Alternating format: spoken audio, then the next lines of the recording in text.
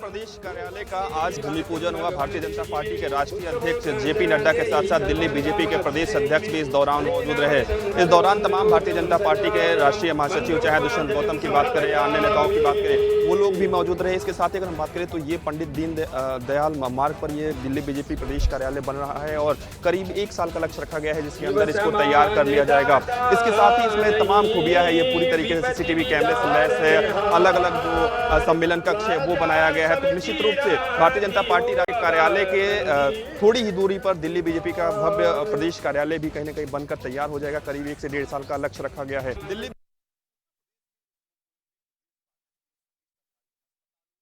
Medical संस्थानों में आग से बचाव करने के बेहतर उपाय करने का निर्देश दिया है। उत्तर प्रदेश के उप मुख्यमंत्री ब्रजेश पाठक ने साफ तौर पर कहा है कि आग से बचाव करने के लिए जो मुमकिन कोशिशें हैं वो संस्थानों की ओर से की जानी चाहिए। साथ ही साथ तमाम जो प्रदेश जिले के सीएमओ हैं, सीएमएस हैं, अस्पतालों के व मेडिकल संस्थानों के अधिकारी हैं, उनसे साफ तौर पर कहा है समय रहते जो वहां वार्ड हैं वहां की उन व्यवस्थाएं बेहतर की जाए। साथ ही साथ जो पुरानी जर्जर वायरिंग हो चुकी है उनको समय रहते ठीक करा लिया जाए, क्योंकि अमूमन देखने को मिलता है वायरिंग से आग लगने का सबसे ज्यादा खतरा होता है। इसके अलावा मुख्यमंत्री ने साफ तौर पे कहा है कि अस्पतालों में समय समय पर मॉक ड्रिल भी होती रहे जिससे बचाव के उपाय कैसे किए जाएं इसका भी जानकारी मिलती रहे। निश्चित तौर पे उप मुख्यमंत्री ने साफ तौर पर कहा है अगर इस आग किसी कारण से लगती है और उसमें हीला हवाली होती है तो वहां के जिम्मेदार अधिकारी पर सीधे तौर पर कार्रवाई। समाजवादी पार्टी का दूसरा प्रशिक्षण शिविर नैमिषारण्य में जो है आज से शुरू होने जा रहा है और आज प्रशिक्षण शिविर का पहला दिन है और उसमें समाजवादी पार्टी के महासचिव शिवपाल सिंह यादव पहुंच रहे हैं शामिल होने के लिए, जबकि दूसरे दिन अखिलेश यादव खुद शामिल होंगे। आपको बता दें प्रशिक्षण शिविर के द्वारा समाजवादी पार्टी को बूथ लेवल पर मजबूत करने की कोशिश कर रही है। वोटर लिस्ट के मैनेजमेंट को लेकर, बूथ मैनेजमेंट को लेकर ये तमाम चीजों पर काम किया जा रहा है। इसके अलावा वहाँ पे अखिलेश यादव जो कार्यकर्ता हैं और जो जनता है उनके साथ में भी जनसंवाद करते हुए नजर आएंगे। प्रदेश में बढ़ती लव जिहाद की वारदातें और पहाड़ से विशेषकर नाबालिगों को भगा ले जाने की बढ़ती घटनाओं पर मुख्यमंत्री पुष्कर सिंह धामी बेहद सख्त हो चुके हैं। मुख्यमंत्री पुष्कर सिंह धामी ने आज अफसरों की बड़ी बैठक तलब करते हुए जिलेवार डाटा तलब किया है। मुख्यमंत्री ने डीजीपी इंटेलिजेंस और गृह विभाग के बड़े अफसरों को तलब किया है। मुख्यमंत्री ने पत्रकारों से बातचीत करते हुए दो टूक कहा कि प्रदेश को सॉफ्ट टारगेट नहीं बनने देंगे। धार्मिक प्रतीक चिन्हों की आड़ में जो लोग जमीन की कब्जा करने या खरीद फरोख्त की मंशा में जुटे हैं, ऐसे लोगों की मंशा सफल नहीं हो पाएगी। आपको बताते चलें, सरकार के प्रयासों से अब तक 2600 हेक्टेयर के करीब भूमि अतिक्रमण से मुक्त कराई जा चुकी है। प्रदेश में बढ़ती लव जिहाद की वारदातें और पहाड़ से विशेषकर नाबालिगों को भगा ले जाने की बढ़ती घटनाओं पर मुख्यमंत्री पुष्कर सिंह धामी बेहद सख्त हो चुके हैं। मुख्यमंत्री पुष्कर सिंह धामी ने आज अफसरों की बड़ी बैठक तलब करते हुए जिलेवार डाटा तलब किया है। मुख्यमंत्री ने डीजीपी इंटेलिजेंस और गृह विभाग के बड़े अफसरों को तलब किया है। मुख्यमंत्री ने पत्रकारों से बातचीत करते हुए दो टूक कहा कि प्रदेश को सॉफ्ट टारगेट नहीं बनने देंगे। धार्मिक प्रतीक चिन्हों की आड़ में जो लोग जमीन की कब्जा करने या खरीद फरोख्त की मंशा में जुटे हैं, ऐसे लोगों की मंशा सफल नहीं हो पाएगी। आपको बताते चलें, सरकार के प्रयासों से अब तक 2600 हेक्टेयर के करीब। हरिद्वार के कनखल स्थित दक्षेश्वर महादेव मंदिर और ऋषिकेश के नीलकंठ महादेव मंदिर में ड्रेस कोड लागू हो गया है। Half pant, mini skirt, jeans और हाफ टी शर्ट आदि जैसे कपड़े अमर्यादित कपड़ों को पहनकर मंदिर में आने में पूर्णतः रोक लगा दी गई है और मंदिरों में साइन बोर्ड और पोस्टर भी लगा दिए गए हैं, क्योंकि अखाड़ा परिषद के अध्यक्ष रविंदर पुरी ने कहा था कि घोषणा की थी कि कोई भी अमर्यादित कपड़े, ऐसे वस्त्र जो 80% शरीर को न ढके हुए हों, ऐसे वस्त्रों को पहनकर किसी भी सूरत में मंदिर में प्रवेश न किया जाए। तो उसी के चलते अब मंदिरों में इस तरह से बोर्ड लगाने शुरू कर दिए गए। खुली चेतावनी दी गई है कि किसी भी सूरत में ऐसे अमर्यादित वस्त्र जो जिसमें 80% तक शरीर को न ढका हो, ऐसे वस्त्रों को पहनकर मंदिर में आने की किसी भी तरह से पूर्णतः प्रतिबंध लगा दिया गया है, क्योंकि विश्व प्रसिद्ध कांवड़ यात्रा से पहले यह घोषणा की गई थी। तो अब उस घोषणा का पूर्ण तरह से पालन होता हुआ भी दिखाई दे रहा है। मंदिरों में 2 मंदिरों में इस तरह से साइन बोर्ड लग। उत्तर प्रदेश स्वास्थ्य विभाग की तरफ से प्रदेश भर के जिलों को निर्देश जारी किए गए हैं, जिसके अनुसार अब सामुदायिक स्वास्थ्य केंद्रों पर भी मरीजों को खाना मिलेगा। हालांकि अभी तक केवल प्रसूताओं के लिए खाने की व्यवस्था थी, लेकिन अब जो सीएससी में अन्य मरीज भी भर्ती होंगे उनको भी खाने की व्यवस्था उत्तर प्रदेश स्वास्थ्य विभाग करेगा, जिसको लेकर डीजी हेल्थ ने प्रदेश के सभी सीएमओस को निर्देश जारी कर दिए हैं। हालांकि प्रदेश के 50 जिलों में पहले यह व्यवस्था लागू होगी, जिसको लेकर धनराशि भी इन जिलों में जारी कर दी गई है, जिसको लेकर प्रत्येक बेड पर भर्ती मरीज के हिसाब से 100 रुपए दिए गए हैं। प्रतिदिन के हिसाब से ये खाना मरीजों को दिया जाएगा। हालांकि उत्तर प्रदेश स्वास्थ्य विभाग ने स्वयं सहायता समूहों से ये खाना बनवाने के निर्देश दिए हैं। निश्चित तौर पर कहीं न कहीं मरीजों के लिए काफी राहत जरूर होगी, खास तौर पर उन मरीजों के लिए जो छोटे अस्पताल यानी सीएससी में भर्ती होते हैं। अब उनको खाने की भी व्यवस्था होगी। एक बार फिर मंडलायुक्त और नगर निगम के नगर आयुक्त से छिड़ी है बहस, यानी कि साफ है कि जिस समय 15वें वित्त को लेकर के 30.34 करोड़ रुपए दिए गए थे, उस करोड़ का हिसाब पूरी तरीके से मांगने को लेकर के मंडलायुक्त ने चिट्ठी लिखी है। यानी साफ है कि इस बार जिस तरीके से लखनऊ की साफ सफाई को लेकर के पैसे जारी किए गए थे, उस पैसे का पूरा हिसाब मांगा गया है। साथ ही साथ में कूड़ा के निस्तारण को लेकर के जिस तरीके से चलने वाले वाहनों को लेकर के पैसा दिया गया था, उसका हिसाब मांगा गया है। इसको लेकर के एक चिट्ठी लिखी गई है। उस चिट्ठी में साफ तौर पर कहा गया है कि पूरे पैसे का हिसाब किताब दिया जाए। यानी साफ है कि एक बार फिर से मंडलायुक्त और नगर आयुक्त के बीच में जंग छिड़ती नजर आ रही है। यानी साफ है कि इस पैसे को लेन देन को लेकर के कहां पे खर्च किया गया है और किस अनुभाग में खर्चा किया गया है, उसकी पूरी जानकारी मंडलायुक्त ने मांगी है। एक बार फिर संजीव जीवा हत्याकांड का मुख्य आरोपी विजय कुमार को लेकर लगातार पुलिस पड़ताल कर रही है। इसी बीच खबरें निकल कर आ रही हैं कि विजय कुमार के तार नेपाल, जौनपुर और बहराइच से जुड़े हैं।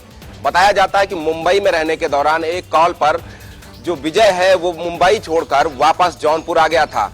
कहीं ना कहीं जौनपुर में एक शादी समारोह में शामिल होने के बाद उसका मोबाइल स्विच ऑफ हो गया, जिसके बाद से लगातार ये कयास लगाए जा रहे हैं कि क्या संजीव जीवा हत्याकांड में जौनपुर का कनेक्शन है या बहराइच का कनेक्शन, या फिर नेपाल में बैठे अशरफ ने इस पूरे हत्याकांड को अंजाम देने के लिए विजय को तैयार कराया। अब देखना होगा, पुलिस पड़ताल में जुटी हुई है, क्या कुछ निकलकर सामने आता है। हालांकि कल देर रात विजय को जुडिशियल कस्टडी में 14 दिन के लिए जेल भेज दिया गया है। पीलीभीत के विकास खंड बिलसंडा में बीडीसी सदस्यों की जो ब्लॉक सभागार है, अटल सभागार, वहाँ मीटिंग रखी गई है। आपको बता दें, मीटिंग में सबसे बड़ा मुद्दा छुट्टा पशुओं का रहा। बीडीसी सदस्यों का कहना था कि छुट्टा पशुओं से किसानों की स्थिति खराब है, खेतों में जो फसल होती है उसको जानवर खा रहे हैं। तो ये उनका ये सबसे बड़ा मुद्दा रहा है बीडीसी सदस्यों का। वहीं अगर हम बात अधिकारियों की करें तो सीएससी जो अधीक्षक है मनीष शर्मा, उन्होंने स्वास्थ्य संबंधी समस्याओं के बारे में भी जो है निजात दिलाने की बात कही। किन बीमारियों से कैसे निजात पाया जाए, कौन से प्रिवेंशन किए जाए, इस बारे में भी चर्चा की। वही बात अगर हम वहाँ पे जो है विकासखंड अधिकारी की करें तो उन्होंने भी बेहतर चीज़ों करने की बात वहाँ पे कही है। वहीं समूह को लेकर के भी चर्चा हुई कि जो महिला स्वयं सहायता समूह है उनके द्वारा भी हमारा जो ग्रामीण क्षेत्र है, जो ग्रामीण आंचल है, वो तरक्की की राह पर है, वहाँ देश का विकास भी होता नजर आ रहा है। तो इन तमाम बातों के साथ ही छुट्टा पशुओं का मुद्दा भी रहा, स्वास्थ्य संबंधी समस्याएं भी गिनाई गई। तो इसके साथ ही ये मामला सख्त होने के बाद वहाँ पर जो उच्च अधिकारी थे तहसील स्तर के, वो वहाँ पर नहीं। हरदोई के रहने वाले रविंद्र, जो कि मथुरा में डिप्टी कमिश्नर हैं, उनके पिता दयाराम की निर्मम हत्या कर दी। दबंगों ने बाके और डंडों से पीटकर उनकी हत्या कर दी। पूरा मामला पाली थाना क्षेत्र का है, जहां पर जो भूमि है फर्जीवाड़े को लेकर उन्होंने अभियान चलाया था। उसमें कई लोग जेल गए थे। जेल जाने के बाद उनसे दुश्मनी मानने लगे। वहीं उन्होंने जेल से ही पूरी साजिश घटना की बना ली थी। उसके बाद उन्होंने बाहर निकलते ही उनके पिता की लाठी और बाकी से काट कर हत्या कर दी। हालांकि उनकी घटना के बाद पुलिस पूरी घटना की पड़ताल में लग गई है। मामला दर्ज कर आरोपियों की तलाश में लगी हुई है। इस घटना के बाद पूरे गांव में हड़कंप मचा हुआ है। पुलिस और बदमाशों में मुठभेड़ के दौरान एक बदमाश के बाएं पैर में गोली लग गई। वहीं थाना शिवरतनगंज के बाएं हाथ में भी गोली लगी। जी हाँ, हम आपको बता दें कि ये पूरा मामला शिवरतनगंज थाना क्षेत्र के अंतर्गत आने वाले काली मंदिर के पास का है, जहां पर पुलिस को मुखबिर द्वारा ये सूचना मिली कि गौकशी करने वाले बदमाश काली मंदिर के पास गौकशी करने की तैयारी कर रहे हैं। पुलिस और एसओजी की टीम दोनों मिल करके मौके वारदात पर पहुंची और घेराबंदी कर लिया। घेराबंदी करने के दौरान पुलिस ने बदमाशों को सरेंडर करने की हिदायत दी, जिसके बाद बदमाश पुलिस को देख ताबड़तोड़ फायरिंग करने लगे। फायरिंग करने के बाद पुलिस ने भी आत्मरक्षा के लिए गोलियां चलाई, जिसमें एक बदमाश के बाएं पैर में गोली लग गई और वहीं बदमाशों की गोली से थाना अध्यक्ष शिवरतनगंज के बाएं हाथ में भी गोली लगी। फिलहाल पुलिस ने 2 बदमाशों को मौके से गिरफ्तार कर लिया है और वहीं गौकशी करने के सामान भी बरामद हुए हैं और वहीं अवैध 2 तमंचा और जिंदा कारतूस भी बरामद हुई है। फिलहाल पुलिस ने घायल बदमाश और शिवरतनगंज एसओ जो कि घायल हो गए हैं, दोनों को सामुदायिक स्वास्थ्य केंद्र में इलाज के लिए भर्ती करा दिया है और वहां पर दोनों का इलाज चल रहा है। उत्तर प्रदेश के मुख्यमंत्री योगी आदित्यनाथ लगातार जो उत्तर प्रदेश पुलिस है उसको जो अवैध अतिक्रमण है उनके खिलाफ साफ दिशा निर्देश दे रहे हैं कि जितने भी अवैध अतिक्रमण है उनको तत्काल हटाया जाए।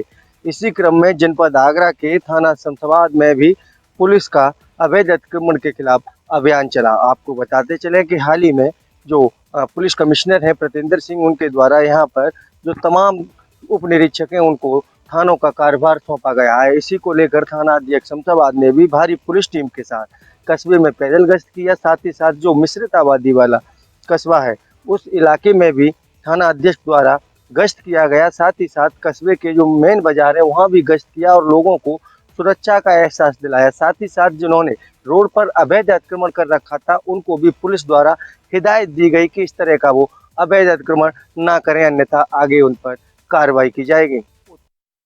मानसिक विक्षिप्त एक युवती के साथ क्षेत्र के कुछ लोग लगातार पिछले कई दिनों से दुष्कर्म कर रहे हैं। कभी खाना खिलाने के नाम पर तो कभी कुछ पैसे दे करके उसके साथ दुष्कर्म कर रहे हैं। इस मामले की जानकारी जब आस पड़ोस के लोगों को हुई तो उन्होंने उसका विरोध किया। उस शिकायत लेकर चकेरी थाने पहुंचे। चकेरी पुलिस ने जांच के बाद कार्रवाई का आश्वासन दिया, लेकिन उस पर कोई कार्रवाई नहीं की, क्योंकि लगातार जो इस पूरी घटना को अंजाम दे तो वो लोग काफ़ी असरदार बताए जा रहे हैं। जब चकेरी पुलिस से कोई कार्रवाई नहीं हुई तो इलाकाई लोग उस बच्ची को लेकर के पुलिस कमिश्नर ऑफिस पहुंचे और वहां पर मौजूद एडीसीपी मुख्यालय से पूरे मामले से अवगत कराया। एडीसीपी ने तत्काल महिला थाने की पुलिस को बुलाया और मानसिक विक्षिप्त युवती है उसको मेडिकल के भिजवाया और पूरे मामले की जांच के बाद कार्रवाई का आश्वासन दिया है। इस पूरे मामले में जो इलाकाई लोग उस मानसिक विक्षिप्त लड़की को पुलिस मुख्यालय लेकर के आए तो उनका साफ तौर पर कहना है कि क्षेत्र में रहने वाला एक ज्वेलर्स का जो मालिक है वह उसके कई साथी उसके साथ लगातार दुष्कर्म घटना को अंजाम दे रहे थे, लेकिन चकेरी पुलिस कार्रवाई करने से लगातार बच रही थी। इस पूरे मामले को लेकर के कहीं ना कहीं पुलिस की कार्रवाई न करने को लेकर लोगों में आक्रोश है। मानसिक बिजनौर के हल्दौर में हुआ बड़ा सड़क हादसा। जी हाँ, आपको बताते चलें बिजनौर के हल्दौर में आज 3 युवकों की सड़क हादसे में मौत हो गई। आपको बताते चलें तीनों युवक एक बाइक पर सवार आगे से आ रही तेज रफ्तार कार ने जोरदार टक्कर मार दी, जिसमें तीनों युवक गंभीर रूप से घायल हो गए और आज इलाज के दौरान तीनों युवकों की मौत हो गई। आपको बताते चलें बिजनौर में लगातार अगर बात करें सड़क हादसों की तो 1 महीने में कम से कम दर्जनों लोग मौत के घाट उतर चुके हैं। इसका मुख्य कारण यही है, एक बाइक पर 3 लोग चलना, हेलमेट का प्रयोग ना करना, शराब पी के गाड़ी चलाना, तो कहीं ना कहीं तेज़ रफ्तार होना। तो इन मुख्य कारणों पर यातायात को ध्यान देना चाहिए, जिससे ये घटना कम हो सके। अगर बात करें बिजनौर में लगभग अगर संख्याओं की तो अभी फ़िलहाल बताया जा रहा है कि 1 महीने में 30 लोगों की मौत सड़क हादसे की वजह से हो गई है। इन मौतों का कारण सिर्फ यातायात अगर इस बात पर ध्यान दे तो कहीं ना कहीं इनकी संख्या कम हो सकती है। और हेलमेट का प्रयोग करें, शराब पी कर गाड़ी ना चलाएं और हादसे से बचें। नौड़िया गांव जो कि कौशाम्बी कोखरात थाने के अंतर्गत आता है, उस गांव में एक व्यक्ति ज़मीन की नापजोख को लेकर के वहां पहुंचा था। उसी को लेकर के आपस में रिश्तेदार में कहासुनी हो गई, जिसको लेकर के उन्होंने एक पक्ष आक्रामक हो गया और उस व्यक्ति के ऊपर लाठी डंडे और कुल्हाड़ियों से वार करने लगा, जिसको लेकर के तुरंत वो वहाँ पे अचेत हो गए और हमलावर भाग गए। इसको देखते हुए गाँव वालों ने जब इसकी सूचना पड़ी, गाँव वाले वहाँ मौके पर देखने पहुँचे। तत्काल कोखरात पुलिस को उन्होंने सूचना दी। तत्काल कोखरात पुलिस वहां पहुंची। साथ में कौशाम्बी के एसपी विजय श्रीवास्तव और सीओ मौके पर पहुंचे और छानबीन में जुट गए। मौके से व्यक्ति को हॉस्पिटल ले जाया गया, लेकिन उसको वहां के डॉक्टरों ने मृतक घोषित कर दिया। ये मामला कौशाम्बी के कोखरात थाना अंतर्गत नौड़िया गांव का बताया जा रहा है। मैनपुरी में छत पर सो रहे एक युवक की गोली मारकर हत्या कर दी गई। हत्या की सूचना मिलते ही क्षेत्र में हड़कंप मच गया। वहीं आपको बता दें कि पीड़ित परिजनों ने पुलिस पर कार्रवाई न करने का आरोप लगाया है। आपको बता दें कि पूरा मामला घिरो थाना क्षेत्र के ग्राम पचावर का है, जहां पर छत पर सो रहे एक युवक की दबंगों ने घर में घुसकर गोली मारकर हत्या कर दी। हत्या की जानकारी जैसे ही आसपास के लोगों को और परिजनों को लगी तो हड़कंप मच गया। वहीं मौका पाकर आरोपी फरार हो गया। बताया जा रहा है कि सूचना पर जब पुलिस मौके पर पहुंची तो परिजनों ने शव को पोस्टमार्टम के लिए नहीं उठने दिया। परिजनों का साफ तौर पर कहना है कि बीते 2 जून को इस मामले में झगड़ा हुआ था, लेकिन पुलिस ने एनसीआर लिखकर मामले को रफा दफा कर दिया, जिसके बाद पीड़ित परिजन एसपी से भी न्याय की गुहार लगाने के लिए पहुंचे थे। उसके बावजूद भी मामले में कोई भी कार्रवाई नहीं हुई। पीड़ित परिजनों का साफ तौर पर कहना है कि पुलिस ने अगर मामले में उचित कार्रवाई की होती तो आज संजय की हत्या नहीं होती।